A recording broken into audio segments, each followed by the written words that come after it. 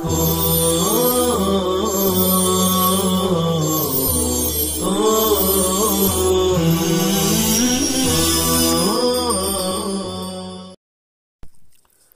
اللہ الرحمن الرحیم وصلی اللہ وسلم علی نبینا و مولانا محمد وعلی آلہ و اصحابہ اجمعین، اما بعد۔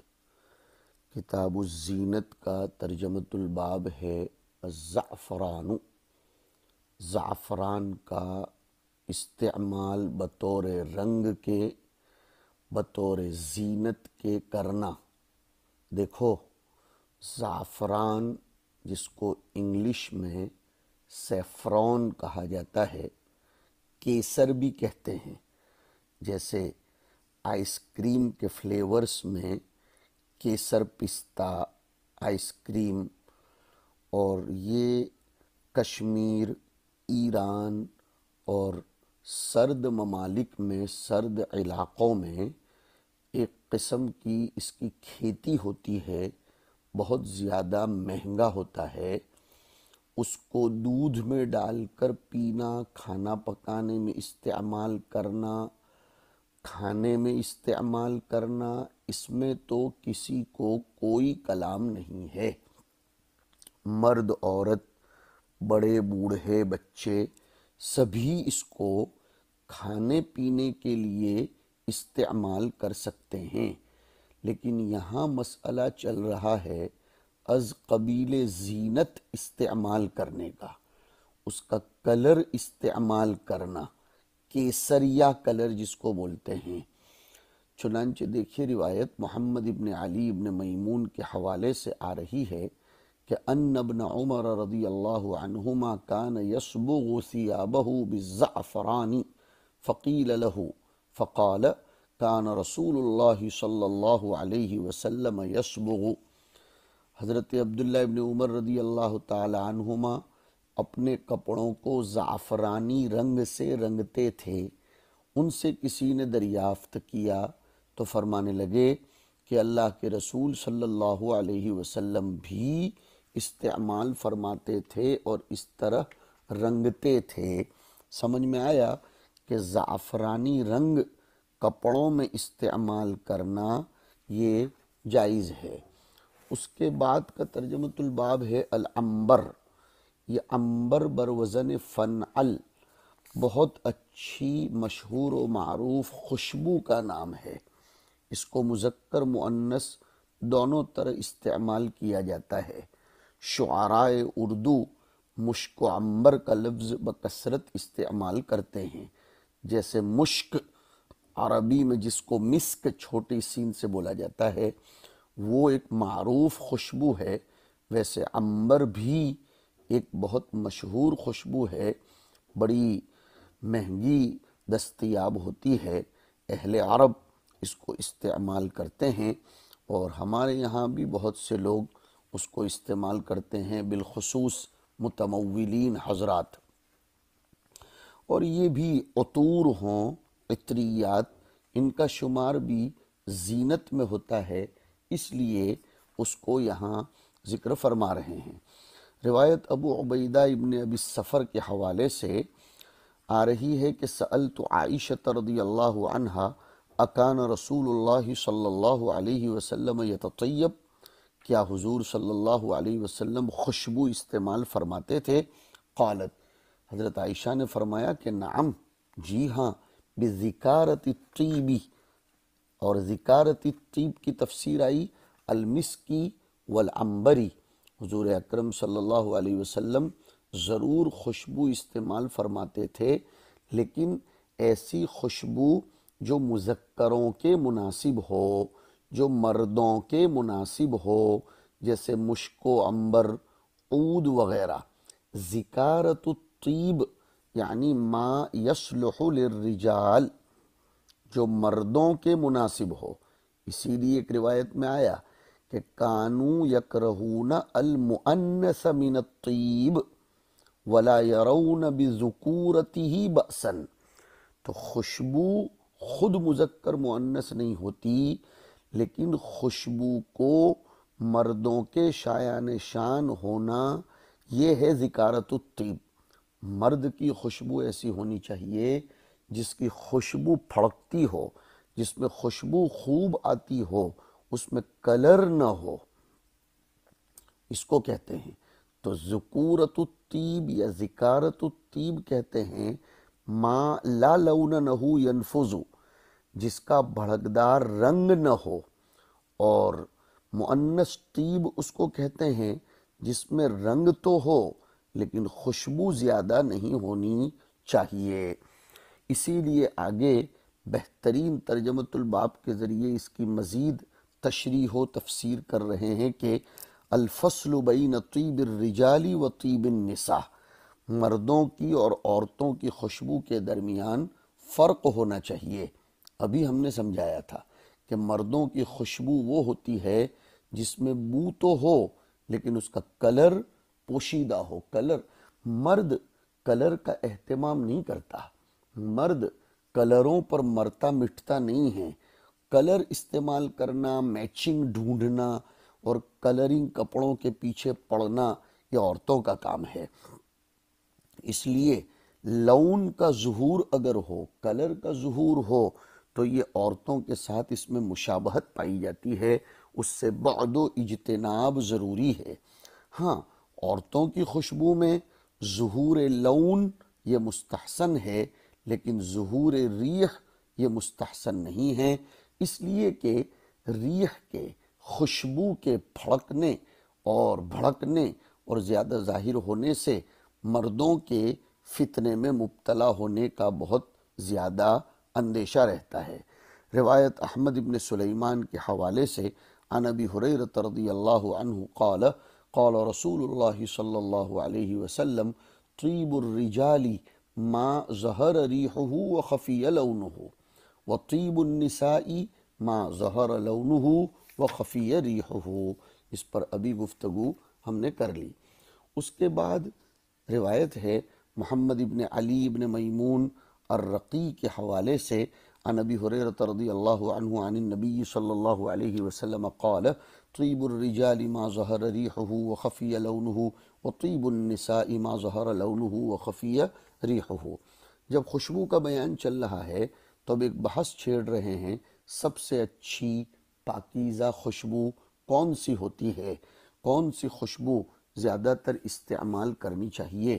اس کے لیے ترجمۃ الباب ہے اطیب الطیب، پاکیزہ ترین خوشبو، اچھی خوشبو، اور وہ اہل عرب کے یہاں سمجھی جاتی ہے مشک، اسی لیے اس کا یہاں ترجمۃ الباب قائم کر کے روایت کے درمیان تذکرہ آ رہا ہے۔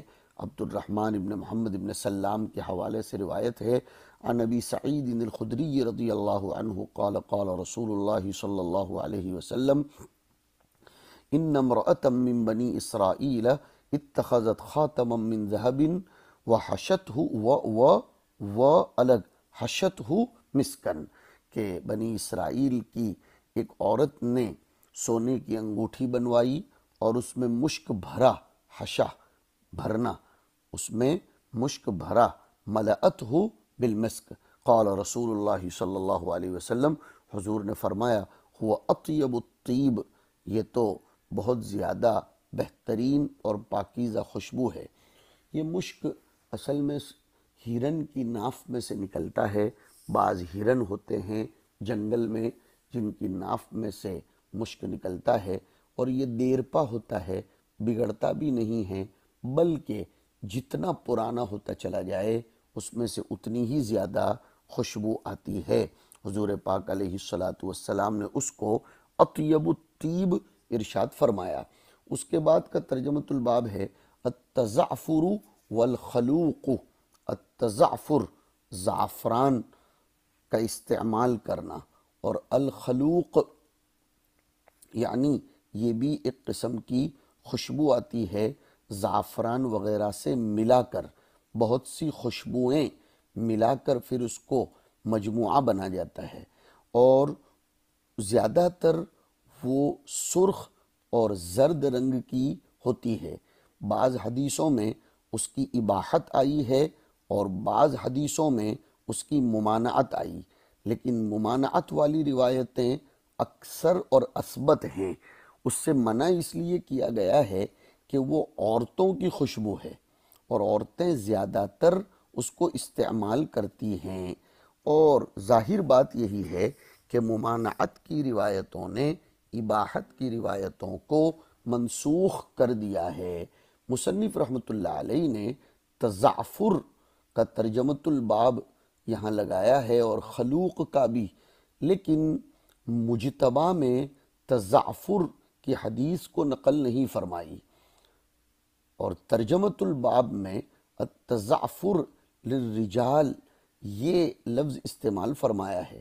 البتہ ان کی جو کبرا ہے، ہمارے مصنف کی سنن کبرا، اس میں انہوں نے یوں ذکر کیا ہے التزعفر والخلوق، اور اس میں لفظ آیا ہے اس طرح حضرت انس کی روایت میں کہ نہا رسول اللہ صلی اللہ علیہ وسلم ان یتزعفر الرجل۔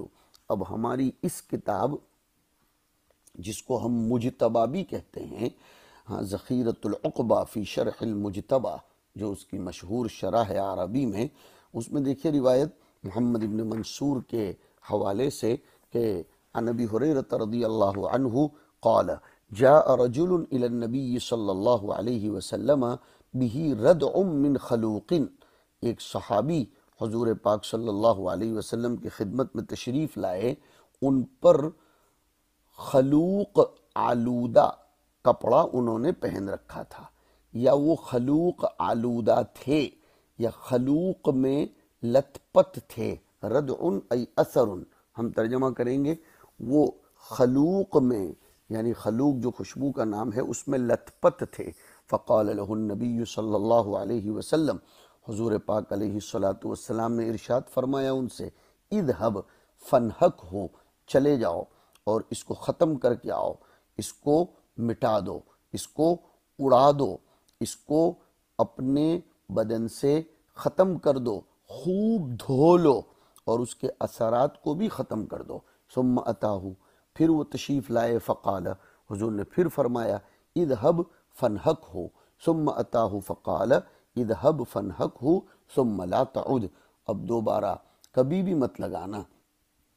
اس سے سمجھ میں آتا ہے کہ مردوں کے لیے بہت زیادہ کراہت حضور پاک علیہ السلام نے استعمال بیان فرمائی، ایسی خوشبو استعمال کرنے کی جس میں رنگ ہو، یہ ہے اس حدیث کا مستفاد۔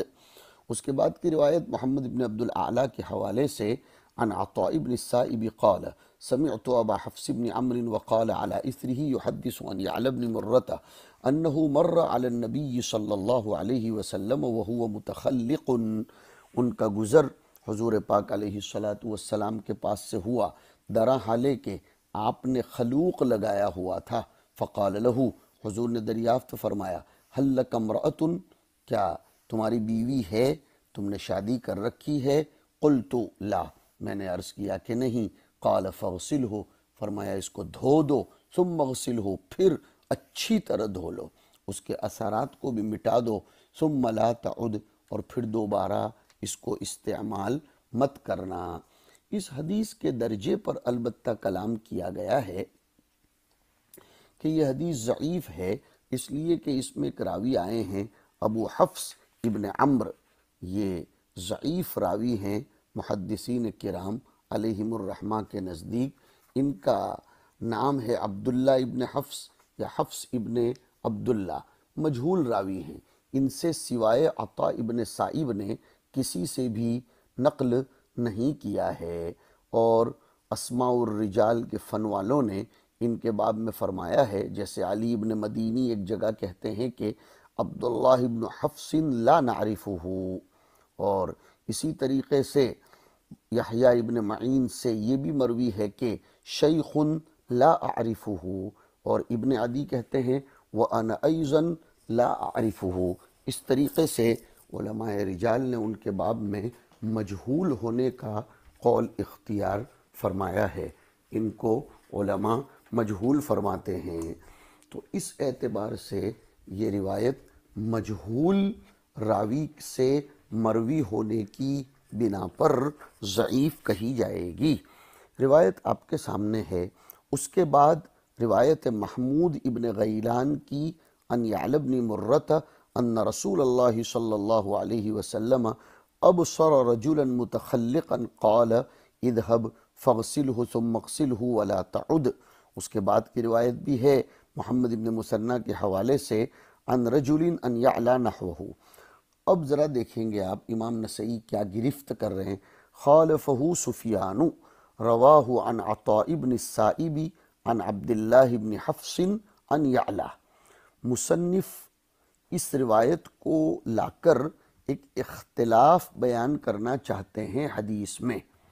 چنانچہ محمد ابن عبد الاعلی عن خالد الحجیمی عن شعبۃ والی روایت میں عطا کے شیخ کا نام ابو حفص ابن عمر آیا، اور ابو داود الطیالسی عن شعبہ والی روایت میں عطا کے شیخ کا نام حفص ابن عمر آیا، اور ابو داود کی ایک روایت ہے عن شعبۃ جس میں ان کا نام یعنی عطا کے شیخ کا نام ابن عمر آیا، اور ان کے درمیان اور یعلا کے درمیان ایک صحب کو، ایک راوی کو داخل بھی کیا گیا ہے۔ پھر دوسرا اختلاف بیان کر رہے ہیں کہ خالفہ سفیان، یعنی شعبہ کی مخالفت کی سفیان ابن عیینہ نے۔ کیا مخالفت کی؟ کہ رواہ عن عطاء بن السائب عن عبداللہ بن حفص عن یعلا، یعنی سفیان نے عطا کے شیخ کا نام عبداللہ ابن حفص بیان کیا، دیکھو عن عطاء بن السائب عن عبداللہ ابن حفص، اور یہ ہے مخالفت شعبہ کی، اس لیے کہ شعبہ کبھی عطا کے شیخ کا نام لیتے ہیں ابو حفص ابن عمر، اور کبھی حفص ابن عمر، اور کبھی ابن عمر عن رجل۔ اب وہ جو سفیان نے مخالفت کی ہے وہ روایت براہ راست لا رہے ہیں، دیکھیے محمد ابن النضر ابن مساور کی، جس میں ان یعلا بن مرۃ الثقفی قال ابصرنی رسول اللہ صلی اللہ علیہ وسلم وبی ردع من خلوق قال یا یعلا لک امرأة قلت لا قال اغسله ثم لا تعد ثم اغسله ثم لا تعد ثم اغسله ثم لا تعد قال فغسلته ثم لم اعد ثم غسلته ثم لم اعد ثم غسلته ثم لم اعد۔ یہاں آپ سند میں دیکھیے حدثنا سفیان عن عطاء بن السائب، اور عطاء بن سائب کے شیخ بتلائے عن عبداللہ بن حفص۔ اس کے بعد کی روایت اسماعیل ابن یعقوب الصبیحی کی ہے ان یعلا قال مررت علی رسول اللہ صلی اللہ علیہ وسلم، لیکن اس سے پہلے سند میں دیکھو عطا کے شیخ کیا بتائے گئے، عن عطاء ابن السائب عن عبداللہ ابن حفص۔ جی تو کہہ رہے ہیں مررت علی رسول اللہ صلی اللہ علیہ وسلم وانا متخلق فقال ای یعلا هل لک امرأة قلت لا قال اذهب فاغسله ثم اغسله ثم اغسله ثم لا تعد قال فذهبت فغسلته ثم غسلته ثم غسلته ثم لم اعد۔ یہ روایت بیان فرمائی جس سے سمجھ میں آیا کہ مردوں کو کلر والی خوشبو استعمال نہیں کرنا چاہیے۔ اس کے بعد ترجمۃ الباب ہے ما یکرہ للنساء من الطیب، کہ ایسے ہی عورتوں کو چاہیے کہ وہ پھڑکدار خوشبو کا استعمال نہ کریں۔ روایت اسماعیل ابن مسعود کے حوالے سے عن الاشعری قال قال رسول اللہ صلی اللہ علیہ وسلم ایما امرأة استعطرت فمرت على قوم لیجدوا من ریحها فہی زانیۃ، جو عورت بھڑکدار خوشبو لگا کر کسی قوم، کسی مجمع کے پاس سے گزرتی ہے تاکہ لوگ اس کی خوشبو کو محسوس کریں، تو وہ داعی الی الزنا ہے، وہ زنا کرنے والی ہے بسبب اس کے کہ وہ سبب زنا بنتی ہے۔ اس روایت کی سند میں غنیم ابن قیس آئے ہیں، یہ ثقۃ مخضرم راوی ہیں، حضور کا زمانہ پایا لیکن حضور کی زیارت نصیب نہیں ہو سکی۔ اور الاشعری جو آئے اس سے مراد ہے عبداللہ ابن قیس ابن سلیم ابو موسیٰ الاشعری رضی اللہ تعالی عنہ۔ یمن میں ایک مشہور قبیلے کی طرف اس کی نسبت ہے، اشعر۔ بہت سے لوگ یہ کہتے ہیں کہ یہ ہے نبت ابن عدد ابن زید ابن یشجب ابن عریب ابن زید ابن کہلان ابن سبا۔ اشعر اس لیے کہتے ہیں کہ وہ اشعر جس کا نام میں نے ابھی بتلایا، نبت ابن عدد، ان کی والدہ نے جب ان کو پیدا کیا اسی وقت سے ان کے بدن پر خوب بال تھے۔ بہرحال روایت میں ایسی عورت کو جو بھڑکدار خوشبو لگاتی ہو زانیہ کہا، اس لیے کہ وہ مردوں کی شہوت کو اپنی خوشبو کے ذریعے ابھارتی ہے اور اپنی طرف نظریں اٹھانے پر مردوں کو آمادہ کرتی ہیں۔ گویا اس نے زنا کا سبب اپنے آپ کو بنایا۔ اور ویسے بھی روایت میں آیا لعن اللہ الناظر والمنظور الیہ۔